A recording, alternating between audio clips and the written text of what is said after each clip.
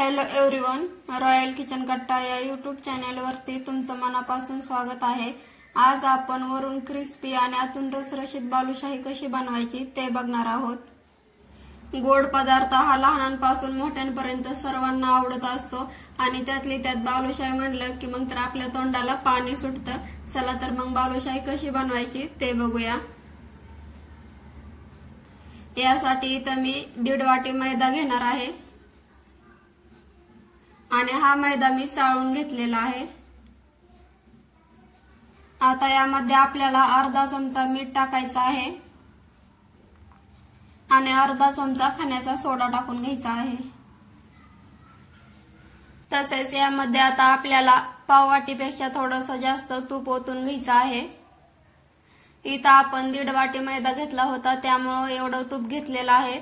जर तुम्ही 2 वाट्या मैदा घेतला तर तुम्हाला अर्धा वाटी तूप घ्यायचं आहे आणि जेवढं आपण तूप घेतलं होतं तेवढंच आपल्याला दही घ्यायचं आहे। आता या सगळ्या जिन्नस आपण मिक्स करून घ्यायचे आहेत। तुम्ही जर चॅनलवरती नवीन असाल तर चॅनलला लाईक, शेअर आणि सबस्क्राइब करायला विसरू नका। आता याचा आपल्याला गोळा तयार करून घ्यायचा आहे, पण आपण जशी कणिक भार देऊन मळतो ना तसं इथं आपल्याला गोळा मळायचा नाही। अगदी अलगद हाताने आपल्याला हा गोळा मळून घ्यायचा आहे। या जिन्नस सगळ्या मिक्स करून झाल्या की आपण यामध्ये पाणी ओतून घ्यायचं आहे। आपण ज्या वाटीने मेजरमेंट घेतली होती त्याच वाटीने अर्धा वाटी पाणी घ्यायचं आहे आणि थोडं थोडं करून आपल्याला यामध्ये ओतून घ्यायचं आहे। बालुशाही बनवणं हे अगदी सोपं काम आहे, पण आपण मेजरमेंट बरोबर घेत नाही त्यामुळे आपल्याकडून बऱ्याच वेळा बालुशाही बिघडते, तेलामध्ये विरघळते किंवा पाक आतपर्यंत मुरत नाही। तर तसं आता अजिबात होणार नाही। मी सांगितलेल्या मेजरमेंट प्रमाणे तुम्ही जर मेजरमेंट घेतली तर तुमची ही बालुशाही अशीच एकदम रसरशीत आणि वरून क्रिस्पी बनेल।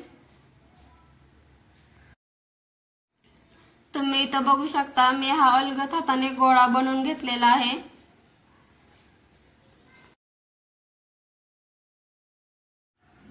आणि हा गोळा आपल्याला 10 ते 15 मिनिट झाकून ठेवायचा आहे। आता आपण बालुशाहीसाठी लागणारा पाक तयार करून घेऊया। यासाठी इथं मी 1 वाटी साखर घेतलेली आहे आणि त्याच वाटीने अर्धा वाटी पाणी घेतलेलं आहे। जर आपण 1.5 वाटी मैदा घेतला तर त्यासाठी 1 वाटी साखरेचा पाक हा एकदम पुरेसं प्रमाण आहे। आता ही साखर विरघळेपर्यंत आपल्याला याला हलवून घ्यायचं आहे।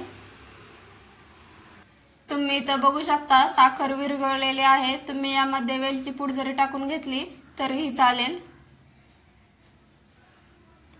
आता यामध्ये मी खाण्याचा ऑरेंज कलर टाकून घेणार आहे। तुमच्याकडे असेल तर टाका, नसेल तर नाही टाकला तरीही चालेल। अगदी थोडासा टाकून घ्यायचा आहे कलर आणि याला हलवून घ्यायचा आहे। इथं पाक हा आपल्याला एकतारी बनवून घ्यायचा आहे। आपण चेक करूया आपला पाक एकतारी बनलेला आहे की नाही ते।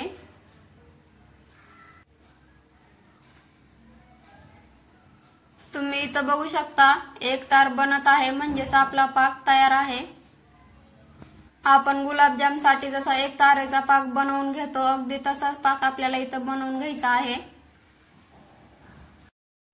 आपण जो गोळा झाकून ठेवला होता त्याच्या आपण आता बालुशाही बनवून घेऊया। तुम्ही इथं बघू शकता यामध्ये मस्त अशी जाळी बनलेली आहे। आपल्याला असाच गोळा बनवून घ्यायचा आहे। इथं आपल्याला गोळा हा मऊसूत बनवून घ्यायचा नाही, नाहीतर त्यामध्ये लेयर पडणार नाहीत आणि आपली बालुशाही हलवाई स्टाईल बालुशाही सारखी वाटणार नाही। आता याचे छोटे छोटे गोळे घेऊन बालुशाही तयार करून घ्यायची आहे।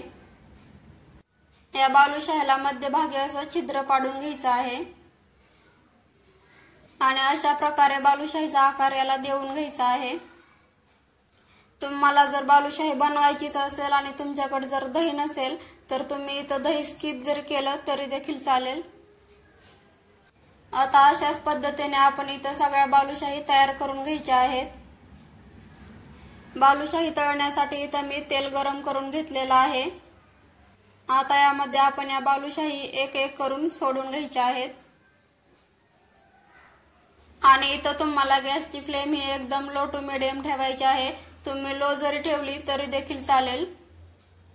हाय फ्लेम वरती तेल गरम करून घ्यायचं आणि बालुशाही सोडून घेतल्या की गॅसची फ्लेम ही लो ठेवायची आणि बालुशाहीला सारखं पलटून घ्यायचं नाही. बालुशाही फ्राय होण्यासाठी 5 ते 6 मिनिट लागतात. तर आपण एक बाजू 3 मिनिट आणि दुसरी बाजू 3 मिनिट अशा दोन्ही बाजू फ्राय करून घ्यायच्या आहेत.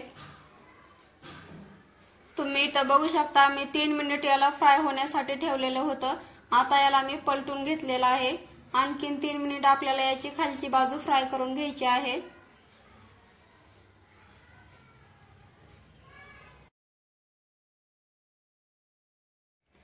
दोन्ही बाजूने आपली बालुशाही तळून झालेली आहे.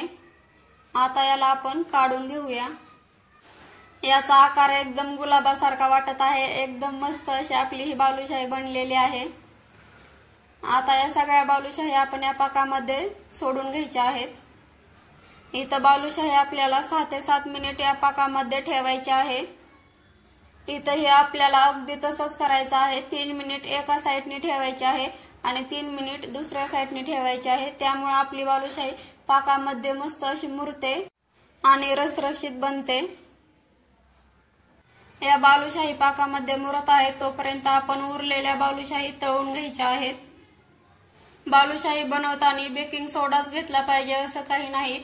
तुम्ही इथं बघू शकता मी खाण्याचा सोडा घेतला होता तरीही आपल्या बालुशाही किती फुगलेल्या आहेत.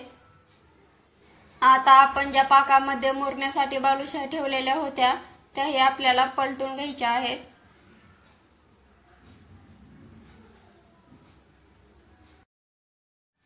इथं तुम्ही एक टिप्स लक्षात ठेवायची आहे ती म्हणजे आपण बालुशाही तळून घेतल्या की त्या गरम असतानाच पाकामध्ये टाकून घ्यायच्या आहेत. त्यामुळे बालुशाही या जास्त पाक शोषून घेतात आणि आपल्या बालुशाही एकदम रसरशीत बनतात. याला मी 6 ते 7 मिनिट या पाकामध्ये मुरण्यासाठी ठेवलेलं होतं. आता आपण या बालुशाही काढून घ्यायच्या आहेत.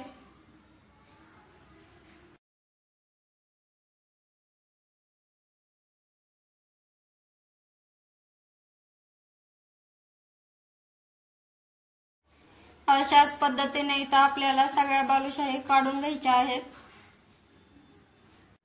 आणि आपण जी दुसरी बॅच तळून घेतलेली आहे ती यामध्ये सोडून घ्यायची आहे.